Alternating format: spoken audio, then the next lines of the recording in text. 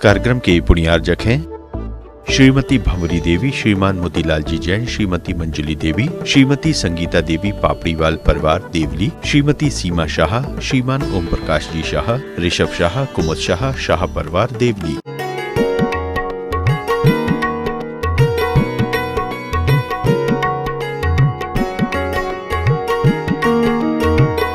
और जो नायक होता है वो हंसता नहीं है, वो मुस्कुराता है। सज्जन व्यक्ति मुस्कुराते हैं और दुर्जन व्यक्ति ठहाका लगा करके हंसते हैं। गब्बर सिंह यहां कितना हंसता था और कितना खूंखार था, कालिया को कैसे गोलियां उतार दी थी। तो हम क्या खलनायक बनकर के जी रहे हैं या अपने घर के एक नायक बनकर के जी रहे हैं?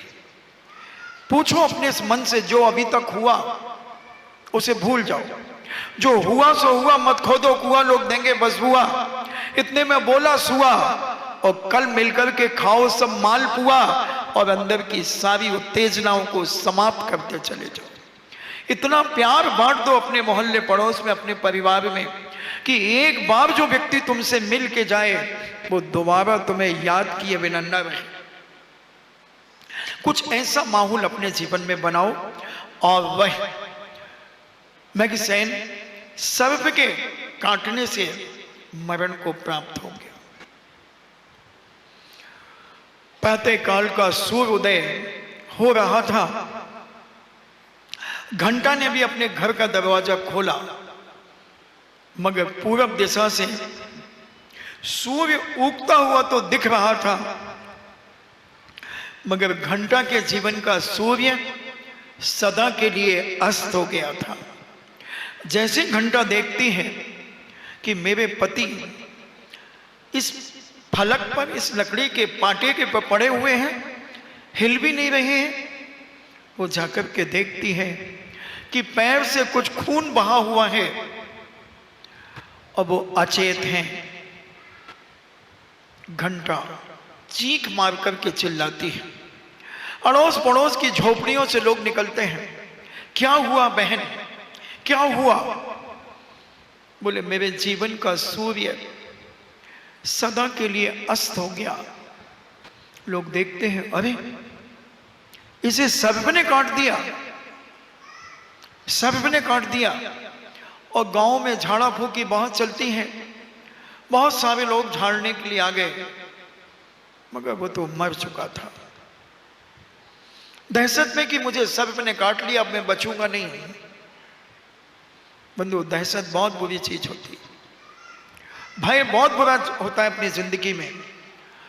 इसलिए जीवन को कुछ ऐसा बनाओ, कुछ ऐसा बनाओ कि हम भयभीत ना हो, हम प्रसन्नता से भरे रहें अपने जीवन में। पेपरों के समय पर बच्चे बहुत भयभीत हो जाते हैं। एग्जाम के 8-15 दिन पहले बच्चे कांपने लगते हैं, उनकी आंखें नींद से भरी होती हैं, क्योंकि दिन रात किताब लिए रहते हैं, पता नहीं क्या होगा। फिजिक्स मेरे लिए बहुत हानिकारक है, कोई कहता केमिस्ट्री मुझे बहुत हार्ड लगती है, कोई कहता मैथमेटिक्स मुझे बहुत हार्ड लगता है, कोई कहता मुझे हिंदी हार्ड लगती है। पता नहीं क्यों हार्ड लगती है। महाराज जी पेपर कैसा आएगा? महाराज जी हमने भी विद्याधर से विद्यासागर पुस्तक ली है, महाराज जी कैसे पेपर आएंगे, क्वेश्चन कैसे आएंगे? अरे भाई इतनी डरने की आवश्यकता क्या है? आउट ऑफ कोर्स नहीं आएगा, ये मैं दावा करता हूं। उस विद्याधर से विद्यासागर पुस्तक से ही पेपर प्रश्न बनेंगे। इतनी डरने की क्या बात है? तुम्हें तो चैलेंज करना चाहिए। एक डॉक्टर परांजपे हुए, जिनके नाम से बॉम्बे में परांजपे रोड चलता है, वो एक बहुत बड़े गणितज्ञ थे।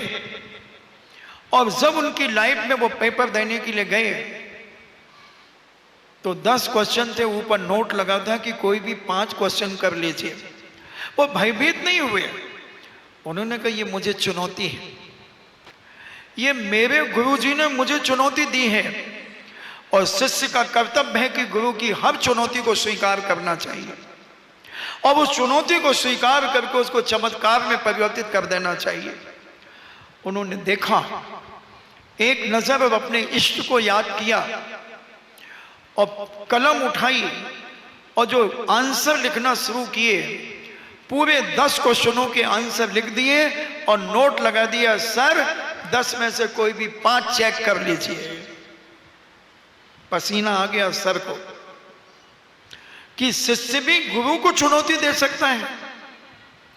भय होने की, डरने की जरूरत क्या है? क्या जरूरत है? पूज्य गुरुवर के जीवन का चरित्र है और पढ़ना शुरू करते हैं तो रुकने का सवाल ही नहीं होता। इतना मजेदार है।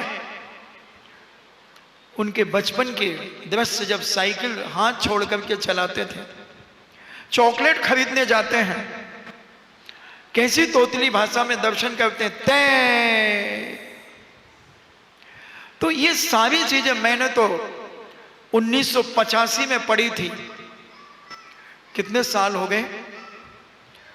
उसके बाद कभी एक पेज भी नहीं पढ़ा, मगर बहुत सारे प्रसंग, और अभी 2 दिन पढ़ लूं और एग्जाम में दे दूं तो फर्स्ट में आऊंगा।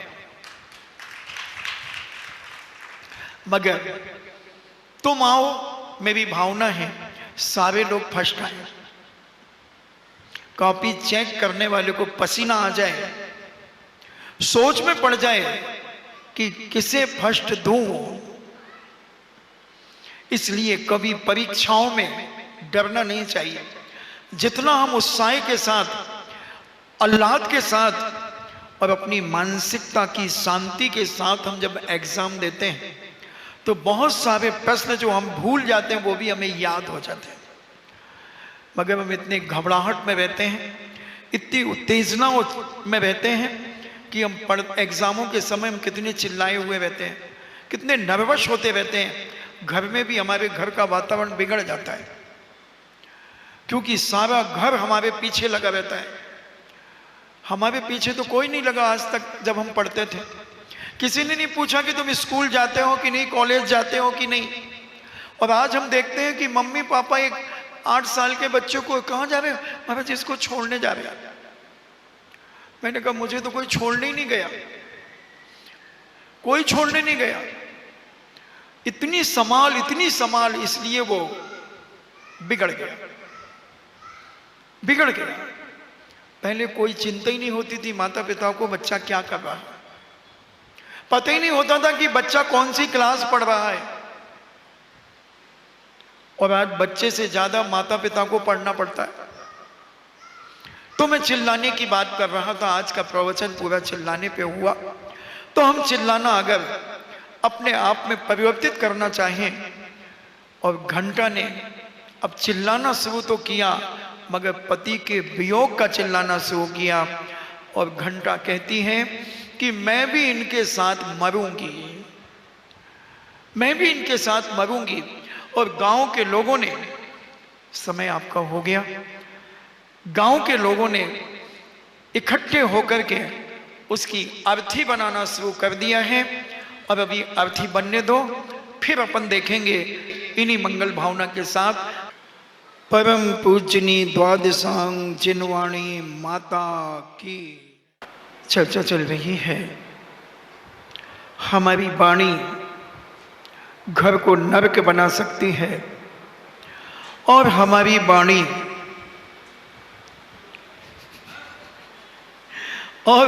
वाणी घर को स्वर्ग बना सकती है। हम ऐसा बोलें कि जिसके माध्यम से बिगड़े हुए काम भी सुधर जाए। काश अगौ एक घंटा अपने पति से 2 मीठे शब्द प्यार भरे बोल देती कि आप इतनी देर से आए और कुछ भी साथ में नहीं लाए, अपन क्या भोजन करेंगे? कोई बात नहीं, तुम भूखे रहोगे तो हम भी भूखे रहेंगे, आओ अपन मिलके शयन करते हैं। तो शायद कुछ ऐसा पुण्य का योग जागता कि वह घर के अंदर, झोपड़ी के अंदर विश्राम करता और सर्प उसे काट नहीं सकता था। जब महिला किसी पति के लिए कटु शब्दों का प्रयोग करती है तब पति अंदर से तिल मिला जाता है, उसे टीस लगती है कि मैं विवाह किया ही क्यों। बहुत सारे पति भी मेरे पास आते हैं और बहुत सारी उनकी पत्नियां भी अपनी वेदनाएं सुनाती हैं और मैं सुनता हूं, कोशिश करता हूं कि उनके अंदर वह आनंद, वह सुख, वह खुशी से भर दो, मगर गलती वहां हो जाती है जब वो सामने वाला अपनी गलती को स्वीकार नहीं करता और साक्षात गलती है, कह भी रहा कि हाँ गलती तो है मगर परंतु किंतु लेकिन जहां लग जाते हैं वहीं सब समाप्त हो जाता है। बंधु, हमारी वाणी में इतना प्यार होना चाहिए, इतना प्रेम होना चाहिए कि खूंखार से खूंखार व्यक्ति और व्यक्तित्व नम्रता की ओर झुक जाए। वाणी ही व्यक्ति के जीवन की व्यक्तित्व को निखार देती है। एक बहुत प्रचलित उदाहरण चलता है वर्षों से, प्रायः बहुत सारे साधु जब संयम की बात करते हैं तो ये उदाहरण दिया करते हैं। मुझे ऐसा लगता है, एक जंगल में एक राजा अपने मंत्री के साथ, अपने कोतवाल के साथ, अपने पुलिस वालों के साथ, यानी अपने रक्षकों के साथ वह शिकार खेलने के लिए गया। शिकार खेलता खेलता इतने घनघोर जंगल में प्रवेश कर गया कि जहां उसे अंधकार के अलावा कुछ दिखाई नहीं दे रहा था, भीषण अंधकार था। वह अपने आप में भयभीत हो गया, घबराहट हो गई, क्योंकि इंसान के साथ जब कोई दुर्घटना घट जाती है तो उसके अंदर एक घबराहट जागती है। और कर्म सिद्धांत के अनुसार अगर हम देखें तो एक भय नाम कर्म का उदय आ जाता है। ऐसा भय कि वह कुछ भी काम करता है तो उसे भय लगता है कि मैं क्या करूंगा, कैसे करूंगा, होता है। बड़े बड़े शक्तिशाली भी कई बार भयभीत हो जाते हैं। एक घटना मेरे जीवन में घटी। 1990 का चातुर्मास पूज्य आचार्य श्री के साथ में वह श्री सिद्ध क्षेत्र मुक्तागिरि जी में कर रहा था। पहली बार जीवन में मुक्तागिरि गया था, कुछ आश्वस्त भी था। पहाड़ी पर पूज्य पूरा संग रुका हुआ था। उस पहाड़ी से नीचे उतरकर दोनों साइड में शुद्धि के लिए जाया करते थे। मैं भी गया और जीना से साइड में उतर के एक बहुत बड़ी चट्टान थी, उस चट्टान पे मैंने पैर रखा और उस तरफ में चला गया। शुद्धि कर ली, हाथ साफ कर लिए, वस्त्र पहन लिए और कमंडल भी हाथ में ले लिया और पिच्छी भी ले ली। और जैसे ही मैंने उसी चट्टान पर पैर रखा, वह चट्टान के 3 टुकड़े हो गए। चट्टान बहुत बड़ी थी, मेरे हाथ से कमंडल छूट गया। कमंडल जाकर के एक पत्थर से टकरा गया। मैंने फौरन अपनी बुद्धि का प्रयोग करके हाथ को टेक कर चट्टान को एक हाथ से पकड़ लिया। पीछे भी बाजू में 1-2 फुट दूर गिर गई। मैं भयभीत हो गया। नीचे एक महाराज शुद्धि कर रहे थे और चट्टान का टुकड़ा लुढ़कता हुआ उन्हीं के एंगल पर जा रहा है। वो बैठे हैं, क्योंकि मल विसर्जन करते समय मौन रहा जाता है। 7 स्थानों पर मौन रहते हैं। अब वो हूं कर रहे हैं और मेरी आवाज नहीं निकल रही है। मैं कोशिश कर रहा हूं बोलने की, मगर मैं इतना भयभीत हो गया मुझे भी आश्चर्य लगा कि मैं भयभीत हो गया। मेरे से लोग भयभीत होते थे और आज सेब को सवा सेब मिल गया।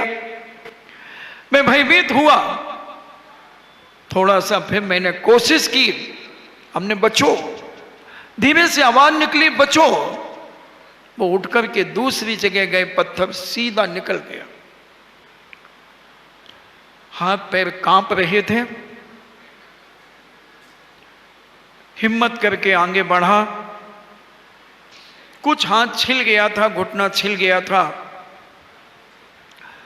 कमर में भी कुछ दर्द हो गया। आचार्य श्री को जब ये मालूम चला, बोले गंभीर सागर, तुमने चट्टान के 3 टुकड़े कर दिए।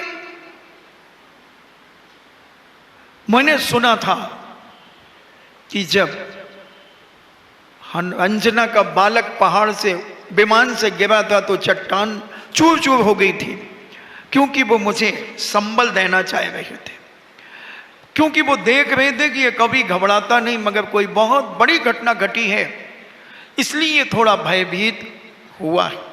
5-7 मिनट के अंदर में यथावत हो गया।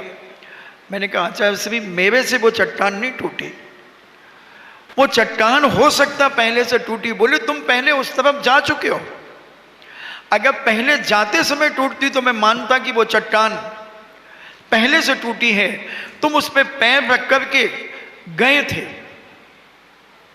तो हमने कहा अब आप कुछ भी कहें, चट्टान मैंने नहीं तोड़ी, मैंने नहीं तोड़ी, वो चट्टान टूटी है पहले से। तो भय, बहुत बड़े शक्तिशाली के अंदर भी भय पैदा होता है, मगर कुछ क्षण के लिए हम भयभीत हो सकते हैं और कुछ समय के बाद हम पुनः उसी पोजीशन पे आ जाएं जिस पोजीशन में हम पहले थे। होता है। तो वह राजा अंधकार में भयभीत हो गया, स्थिति बहुत भयानक बन गई और वह सारे संगी साथियों से भटक गया। सारे संगी साथी भटक गए, राजा थक कर के चूर हो गया था। मंत्री भी कहीं विलीन सा हो गया, कोतवाल भी विलीन हो गया, पुलिस वाला भी विलीन हो गए, इन्हें रक्षक भी विलीन हो गए, सब अकेले अकेले हो गए। और बारे भावना में कहा भी गया है, आप अकेला अवतरे मरे अकेला होए, और कोई किसी का नहीं, सब झूठा संसार है।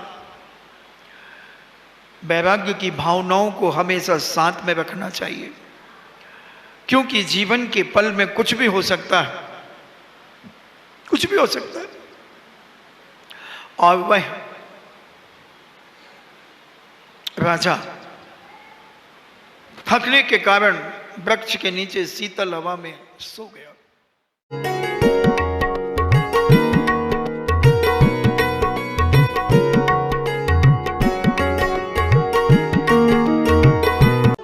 इस कार्यक्रम के पुण्यार्जक थे श्रीमती भंवरी देवी, श्रीमान मोतीलाल जी जैन, श्रीमती मंजुली देवी, श्रीमती संगीता देवी पापड़ीवाल परिवार देवली, श्रीमती सीमा शाह, श्रीमान ओम प्रकाश जी शाह, ऋषभ शाह, कुमुद शाह, शाह परिवार देव।